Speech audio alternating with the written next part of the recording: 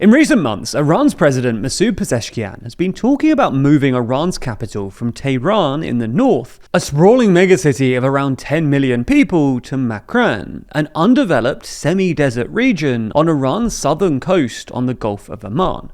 This is largely because of Iran's worsening water crisis, caused by 5 years of drought and resource over-extraction, but also because of the Makran region's untapped economic potential and its proximity to trade routes in the Arabian Sea. So in this video, we'll explain Iran's water crisis, the proposal to move Iran's capital to its southern coast, and whether it could actually happen.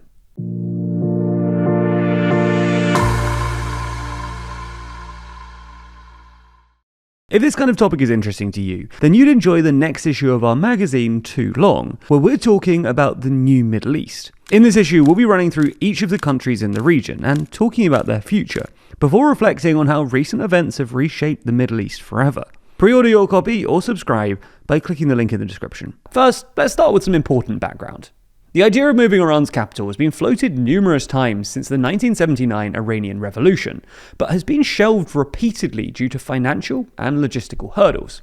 However, throughout 2025, Iran's new reformist president, Masoud Pezeshkian, has revived the idea, and in October, he said that he raised the issue last year with Iran's supreme leader, Ayatollah Ali Khamenei, arguing that Iran's escalating resource crisis is now so severe that there's no other option. For context, for at least 5 years now, Iran has been struggling with drought, which experts say has been worsened by climate change. Last year, Iran experienced just 140 millimeters of rainfall, 50 to 60% less than usual, with some recent estimates putting 2025 rainfall at just under 100 millimeters. And this has been exacerbated by chronic mismanagement of Iran's limited water supplies by the Iranian government, who haven't done enough to improve agricultural productivity, which means that Iranian farmers use more water than the country can afford, and have essentially drained the country's groundwater resources, particularly in Isfahan and the Gavkuni wetland. Take a look at these NASA satellite images, for instance, showing the complete evaporation of Iran's Lake Urmia between 2020 and 2023. Iran's water crisis is also one of the main reasons for rising Afghanistan-Iran tensions. Since returning to power in 2021, the Afghan Taliban has increased its control over waterways between the two countries, exacerbating water scarcity in Iran's border regions and inviting angry statements from Iranian officials, as well as the occasional border skirmish.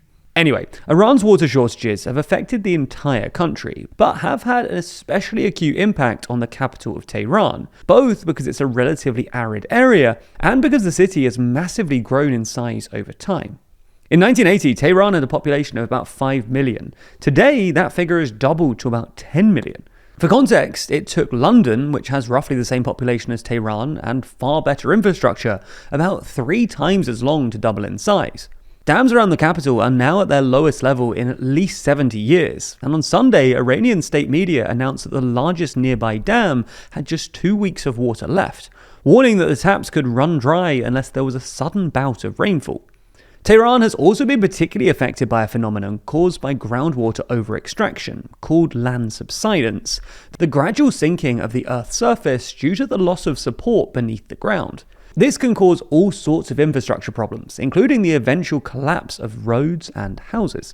As you can see from this map published by the Financial Times, Tehran is actually one of the worst affected areas for land subsidence, due to its rapid urbanization. Again, this has been exacerbated by Tehran's rapid population growth, which has in turn increased the demand on its housing, water, and transport systems, with the city's expansion outpacing infrastructure development. Another one of Iran's urban centers, the ancient city of Isfahan, has also been badly affected. According to an article from The Guardian in September, 9 main metro stations in Isfahan, 328 mosques, 37 libraries, 3 main hospitals, and 258 schools are located in areas with high subsidence.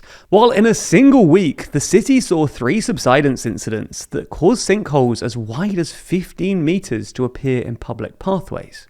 Anyway, this is why last month, Iranian President Masoud Pezeshkian pitched the idea of moving Iran's capital to somewhere further south, proposing the remote southern coastal strip of Makran on the Gulf of Oman. Arguing that Tehran had been, quote, expanded and overloaded, Pezeshkian said that moving Iran's capital was no longer an option but a mandate. Now, this might sound somewhat far-fetched, but the crisis is real, and Pezeshkian seems fairly intent on making it happen, given how frequently he's mentioned it in the past year. Now, the first argument for moving the capital to Makran is its potential for development. The area is sparsely populated, but possesses significant untapped economic and geographic resources, such as the availability of water supplies in the south. While Makran is one of Iran's least developed regions, it offers potential for development in areas like ports, trade corridors, fisheries, and even tourism. This economic development argument has tacitly been endorsed by Iran's foreign minister, who said in a speech early this year, "The lost paradise of Makran must be transformed into the future economic hub of Iran and the region." The second reason, though, is its proximity to trade routes in the Arabian Sea. Because it sits on the Gulf of Oman, building a capital in Makran would offer Iran direct access to open sea routes that bypass the narrow and geopolitically sensitive Strait of Hormuz, allowing Iran to strengthen its maritime trade, expand its port infrastructure, particularly around Chabahar, Iran's only port, and attract investment in logistics, energy, and shipbuilding. However, there are several reasons why moving the capital to Makran might not work.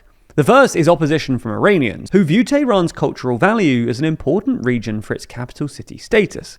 Moreover, Tehran is arguably safer in emergency and war situations than Makran, which is more vulnerable due to its exposed coastal location, something Iranians experienced during the Iran-Iraq War when coastal and southern regions, which hosted Iran's oil tankers, ports, and shipping facilities, became primary targets for Iraqi air and naval attacks. Another obstacle is simply the cost. Other countries that have moved their capitals in recent decades, including Indonesia, Brazil, and Nigeria, have faced huge costs and logistical challenges, including the relocation of government ministries and the need to develop housing, transport networks, and public services from scratch. Moreover, in the case of Iran specifically, the economy is already stretched by sanctions and limited foreign investment. This means that financing a new capital, while also maintaining essential services around Tehran, would likely stretch state resources to breaking point. Finally, it's also unclear whether Makran would be significantly more insulated from the effects of climate change than Tehran is. Makran is a semi-desert region, which already suffers from a lack of water, which, combined with rising temperatures and falling rainfall, have created fragile environmental conditions that could limit the potential for development. In this regard, building a new megacity in Makran might not be a guaranteed solution to Iran's problems, although Pezeshkian certainly seems keen on the idea. In fact, it's this kind of thing that we're discussing in the next issue of our magazine, Too Long, what we're calling the New Middle East. In it, we run through each country in the region and discuss their future, before reflecting on how recent events have reshaped the Middle East forever. We obviously talk about the Middle East a lot in videos, but this is our most zoomed out, detailed, and thought through coverage yet, truly outlining how we see this region re-emerging. It's not just that though, there have also been a lot of major elections this year. So in this issue, we have a whole section talking about all of the major elections that have taken place this year, and how global politics has changed. China's continued dominance, politics in the UK, and how politicians have hijacked social media. This latest issue is now available for pre-order on our website, and as always, subscribing will get you 20% off not only this copy, but also every future copy as long as you're subscribed. Plus, this time round, we're also offering bundles with our book Assembly Required and our 2026 calendar. For instance, you can subscribe to Too Long and get a copy of the book for just $43.99, or add a calendar to your subscription for just a few pounds more. Anyway, click the link in the description for all of the offers, and thank you for supporting the channel.